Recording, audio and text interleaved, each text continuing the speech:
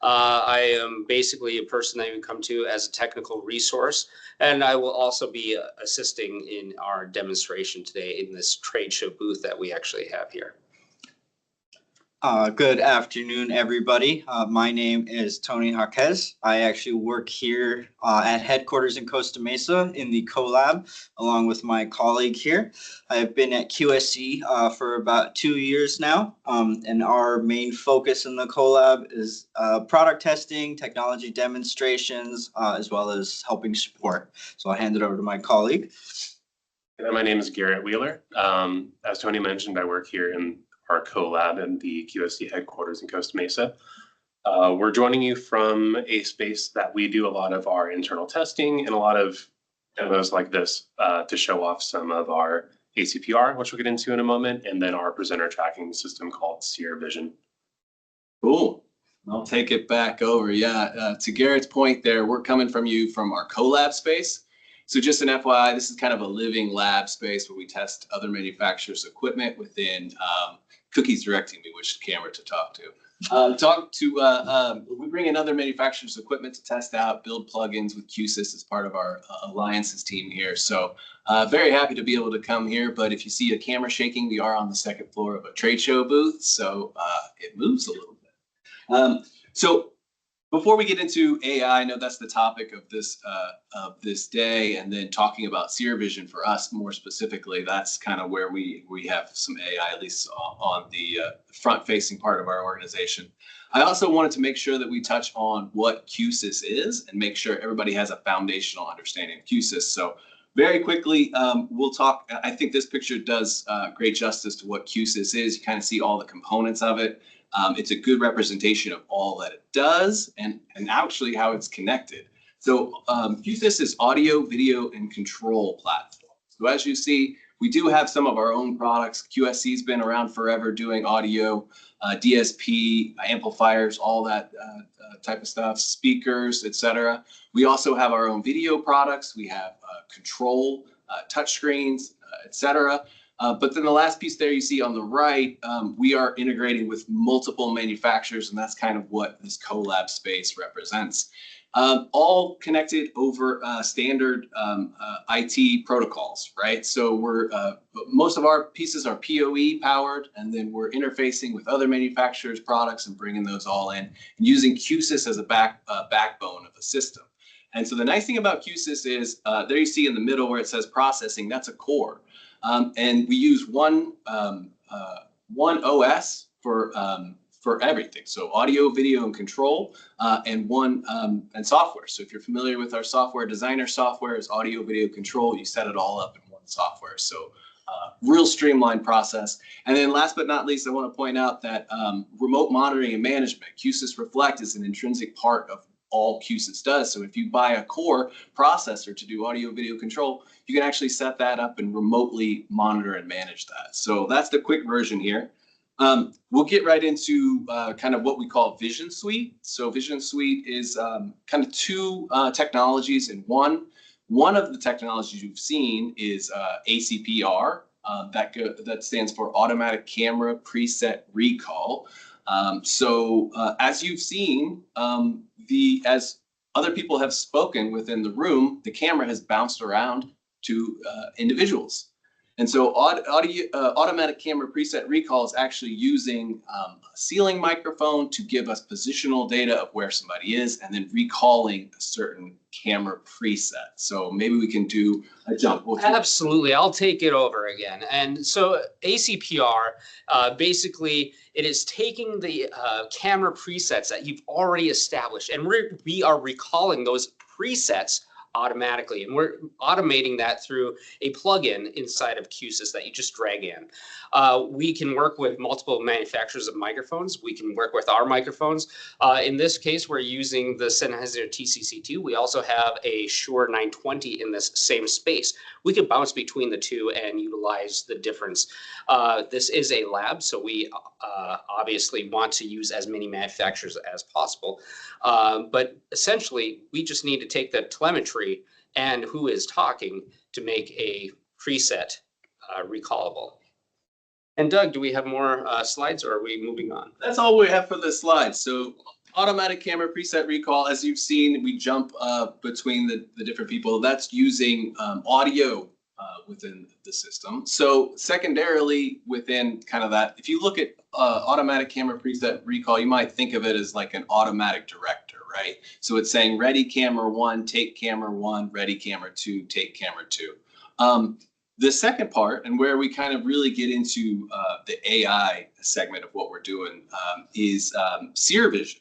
And so Shure Vision is an AI camera automation. So if you're thinking about this technology, we're really kind of replacing a camera person in this scenario. So it's camera tracking within this. So without further ado, I'll send it back up to Cookie, and you guys can get a sense of what Shure Vision is all about. Excellent. So I'm going to be talking, utilizing ACPR to switch over to me for the camera that is in the back. And this camera is actually being driven by our Shure Vision server, which is really just a peripheral on the network that is now controlling the camera instead of the core.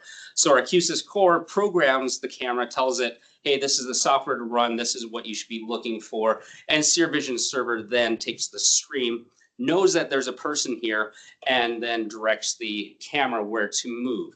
So as I'm moving back and forth, it follows along as a presentation. I can put in different trigger points, build out spaces, create exclusion zones so that it doesn't pick up false positives. I can also build out many other points, such as triggers that work within its plugin as well. And so that plugin then will be able to be pulled, and we can pull data from that plugin to do other things. So if I had a trigger zone that is detecting when someone walks into a certain location, it can do a different trigger. And if I move into a trigger zone that's over here, and I'm just going to, I know I have one right here, it will reframe what I look like because it's knowing that I'm in a specific location to do a different job of the camera. That information could also be fed inside of QSys for something to follow along. Maybe I want a light to turn on. Maybe I want shades to go down because it's that correct time of day. Because we have all that information, I'm also going to now take this little HDMI cable and plug it into this laptop that I have right here to start sharing. Hopefully it is now sharing. Well, I got to push the button, don't I? Share. And that is now going out for content. So you can see this is the back end. It is a little bit behind me. That's because it is actually coming off of the camera stream that is streaming into the unit. It is taking that information and it is building out the frame. What will bring out what the frame looks like, and it's taking 16 points of data from a person. Notice if I put my hands over my face, this is not facial recognition. This is skeletal recognition. It knows that I am here. It will know that I am still here if I turn around. It will follow me. It knows that there's another cookie up there on the screen, but it doesn't follow that cookie. That is because I have exclusion zones. So I can turn, oops, sorry, I hit edit instead of turning on. So it's going to take a moment for it to give us that view again. Bloop, bloop, bloop, bloop. Now this is just the software itself that it's looking at, not the actual system that we're in. This is the back end of it, and I hit the edit button instead of the view button. Touch screen and touchpad problems, but you can see that it is blocking out the other panels here. I can have different exclusion zones that I've turned on, so it is not looking in those locations. And for tracking, it just needs 3 points of data to bring it through here. And when I go over to this other view that we had earlier, we have this podium location where it knows to zoom in. And this is the AI that we have. We are learning where the person is. We're estimating where they're going to be. And remember, this is a technology that's looking at data, and it takes a moment for that data to process. So we're actually behind what is coming through in the video. So the AI that we have in this is that it's predicting where I will be. This is not looking and saying, hey, this is the person I'm going to track. This is not inside of the camera. This is a peripheral. This is a server. This can attach to any one of our cameras. So if your camera goes down, you can just add in another camera and you'll be able to have that work. So perhaps someone knocks that camera and you lose the lens, or something happens to it. Anything could happen at any time to a camera, and you just replace it. It's very nice. It's a really quick way to back up your service as well. And this is something that our plugin will give you the information to back up your server file. And then you could have that stored and accessed inside of Reflect. So when you have it in Reflect, you could deploy this to multiple spaces that are similarly set up. Cool. Yeah, and so like Cookie mentioned, I mean, the secret sauce here for us is that this is Seer Vision is not driven off of audio or a person walking around, which is sometimes problematic. It's actually visually based. So part of the secret sauce you see there, it's a skeletal structure. And so some of the AI technology that's in there is just the anticipation of where a person is going to move. Much like we do if we were a camera person, you can sense where somebody is going based on their posture, based on all of these other factors. So that's kind of where Seer Vision excels as an AI kind of accelerator in the AV industry. And those trigger locations you can set up and have those triggers do different things. So if you entered your trigger zone from the left or the right, or from the bottom or through the middle, so maybe you're going through a door and something happens, you can have different reactions, different results for triggering. Also, this is what we're seeing right now is something that we're shipping. We have classes online, so you can go to training.qsys.com and get your level 1 for ACPR, which remember was our presets that we are recalling. You can do your level 1 training online, and that's free. Or you can do your Seer Vision training and get a good introduction to this as well, where we go in and understand where we set up all of the tracking locations. Great. So as we kind of bounce around the room, you also see how we're integrating both of the technologies, right? We're using Seer Vision. When Cookie was up front walking around, we were using camera tracking. Presenter tracking is kind of what we're tackling with that technology at the moment. But you can also see Seer Vision can just be one of the many cameras that ACPR, Automatic Camera Preset Recall, will actually be controlling. And ACPR is just a plugin within QSys. The investment there really is in the programming of that. So a lot of things you've kind of seen here so far. We can also talk about the fact that within ACPR you can do primary and secondary cameras. So for instance, you might have two cameras that are set kind of in the same place, but you'll never see panning that's kind of not smooth. We go between two zones that might be right next to each other. So in essence, it's ACPR is telling just like a director, say ready camera 1 and then take camera 1. So you're giving time for that camera to get into the next shot and then doing a hard cut in between shots. Any other questions? Well, at this point, I think we can open it up for questions. Thanks so much.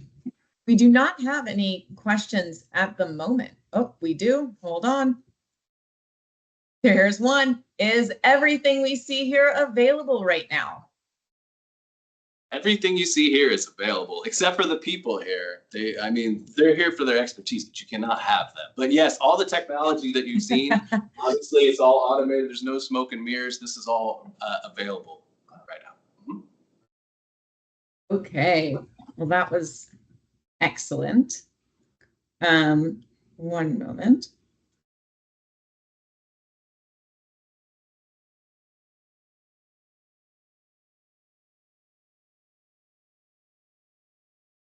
You can also mention, Cookie mentioned a little bit QSys training. So if you're interested in ACPR, there's a level 1 There's all kinds of stuff that are kind of on demand on QSys, training.qsys.com.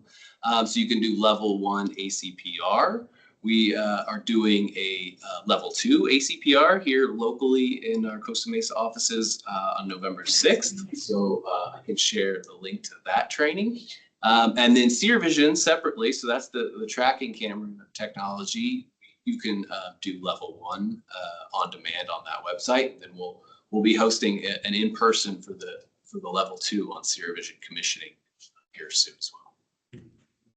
Okay, we do have another question. Am I spelling Seer Vision right? Also, how can this be applied to existing QSys systems? Oh, that's a great question. So the ACPR actually can just drop into a system really easily. We recommend probably adding just one more camera so you can have a fallback shot or a safety shot, if you will. But sure. for Seer Vision itself, when you add in Seer Vision, you're going to be adding in the server, and I like to add in, make certain that you have the correct camera for that, and that's the NC series camera. So you need to have an NC camera, either a 1280 or the 20x60 camera, and those are a PTZ camera. And then those are cameras that are shipping right now as well. They are the newer cameras, but as I mentioned, ACPR, you can use any of our cameras that are existing, including our legacy PTZs.